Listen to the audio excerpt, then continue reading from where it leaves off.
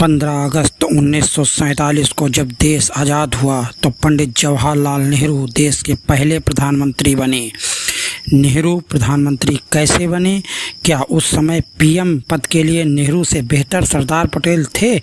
अक्सर यह सवाल उठाया जाता है कि सरदार पटेल अगर देश के पहले प्रधानमंत्री होते तो आज देश की स्थिति कुछ और होती। क्या सरदार पटेल खुद प्रधानमंत्री नहीं बनना चाहते थे या सरदार पटेल को प्रधानमंत्री नहीं बनने दिया गया? उस समय महात्मा गांधी की प्रधानमंत्री चुने जाने में कोई भूमिका थी?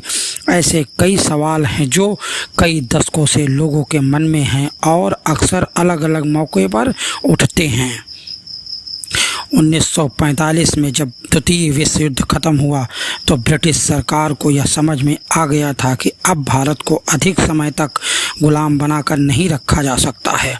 वहीं आज़ादी के लिए आंदोलन में जुटे स्वतंत्रता संग्राम के नेता भी इस बात को समझ रहे थे कि अब लड़ाई बिल्कुल अंतिम चरण में ही है।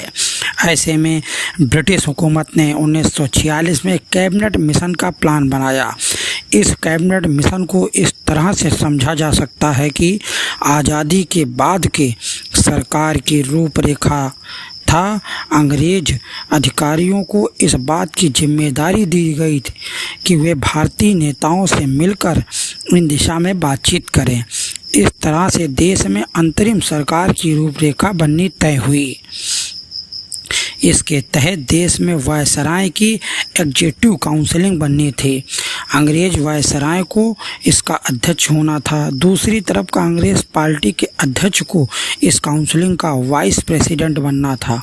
उस समय यह भी लगभग तय था कि यह वाइस प्रेसिडेंट ही आगे चलकर भारत का प्रधानमंत्री बनेगा। जिस समय यह पूरी चर्चा और कवायद चल रही थी उस समय मौलाना अबुल कलाम कांग्रेस के अध्यक्ष थे। कलाम आज़ाद 1940 से ही इस पद पर बने हुए थे। महात्मा गांधी चाहते थे कि अबुल कलाम आज़ाद यह पद छोड़ दें, लेकिन वह ऐसा नहीं करना चाहते थे। आखिरकार गांधी का दबाव काम आया और मौलाना अबुल कलाम आज़ाद ने कांग्रेस के अध्यक्ष पद से इस्तीफा दे दिया। इसके बाद कांग्रेस के नए अध्यक्ष की तलाश शुरू हुई। दूसरे शब्दों में कहें तो देश के भावी प्रधानमंत्री का चेहरा खोजा जा रहा था। अप्रैल 1946 में कांग्रेस कार्य समिति की मीटिंग बुलाई गई। इस मीटिंग में महात्मा गांधी, जवाहरलाल नेहरू, डॉक्टर राजेंद्र प्रसाद, खान अब्दुल गफ्फार खान, आचार्य जे.बी. कृपलानी समेत अन्य दिग्गज नेता शामिल हुए। उस समय कांग्रेस अध्यक्ष का चुनाव प्रांतीय कांग्रेस कमेटियां करती थीं। खास बात थी कि किसी भी प्रांतीय कमेटी ने जवाहरलाल नेहरू के नाम का प्रस्ताव नहीं किया था। कांग्रेस की 15 प्रांतीय कमेटियों में से 12 सरदार वल्लभ भाई पटेल के पक्ष में थी। इसी वजह थी कि सरदार पटेल की संगठन पर पकड़ काफ़ी मजबूत थी। सरदार पटेल की संगठन पर पकड़ काफ़ी मजबूत थी। उस समय 3 कमेटियों ने जे.बी. कृपलानी और पी. सीतारमैया का प्रस्ताव किया था। इससे एक बात तो साफ थी कि बहुमत पटेल के पक्ष में था। हालांकि उस समय तक एक बात तो साफ हो चुकी थी कि महात्मा गांधी प्रधानमंत्री पद पर जवाहरलाल नेहरू को देखना चाहते थे। महात्मा गांधी ने जब मौलाना अबुल कलाम आज़ाद को कांग्रेस अध्यक्ष पद को छोड़ने को कहा था उस समय भी यह बात कही थी। बताया जाता है कि कांग्रेस की बैठक से पहले महात्मा गांधी ने मौलाना को पत्र में लिखा था, अगर मुझसे पूछा जाए मैं जवाहरलाल को ही प्राथमिकता दूंगा। मेरे पास इसकी कई वजह हैं, अभी उसकी चर्चा क्यों की जाए। महात्मा गांधी के इस रुख के बावजूद नेहरू के नाम पर सहमति नहीं बनी। अंत में आचार्य कृपलानी को यह कहना पड़ा कि बापू की भावनाओं का सम्मान करते हुए जवाहरलाल नेहरू के नाम का प्रस्ताव करता हूँ। इस बात के साथ ही उन्होंने एक कागज़ पर जवाहरलाल नेहरू का नाम लिखकर आगे बढ़ा दिया। कार्य समिति के कई सदस्यों ने इस पर हस्ताक्षर किए।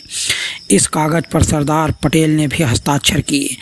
बैठक में महासचिव जेबी कृपलानी ने एक और कागज पर सरदार पटेल से उम्मीदवारी वापस लेने का जिक्र किया।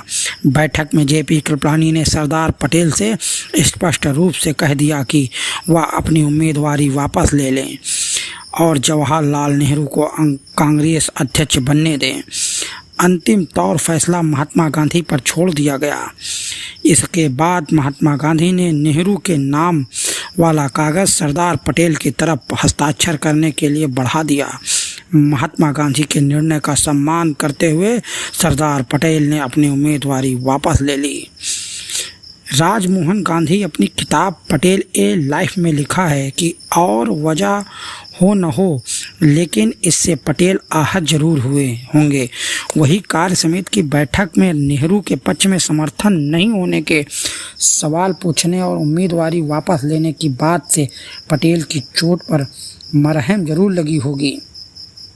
दरअसल महात्मा गांधी को लगता था पंडित नेहरू के चुने जाने के बाद भी देश को सरदार पटेल की सेवाएं मिलती रहेंगी, जबकि पटेल के प्रधानमंत्री बनने के बाद से नेहरू उनके नेतृत्व में काम नहीं करेंगे। महात्मा गांधी ने उस समय के पत्रकार दुर्गा दास को दिए गए एक इंटरव्यू में बताया था कि जवाहरलाल नेहरू बतौर कांग्रेस अध्यक्ष अंग्रेजी हुकूमत से बेहतर तरीके से समझौता वार्ता कर सकते थे। गांधी जी को लगता था कि नेहरू अंतर्राष्ट्रीय मामलों में भारत का प्रतिनिधित्व सरदार से बेहतर तरीके से कर पाएंगे। इस तरह से नेहरू के प्रधानमंत्री बनने की राह महात्मा गांधी जी की वजह से खुली थी। आज़ादी के बाद 15 अगस्त 1947 को सरदार पटेल को उप प्रधानमंत्री बनाया गया। पटेल के पास आज़ाद भारत के गृह मंत्रालय का भी जिम्मा दिया गया। उनके पास सूचना और प्रसारण मंत्रालय का भी प्रभार था। 15 दिसंबर 1950 को सरदार पटेल ने अंतिम सांस ली। दोस्तों, आप लोग कमेंट के माध्यम से अवश्य बताएं कि सरदार पटेल जी के साथ उस समय सही हुआ था या गलत हुआ था। जय हिंद, जय भारत।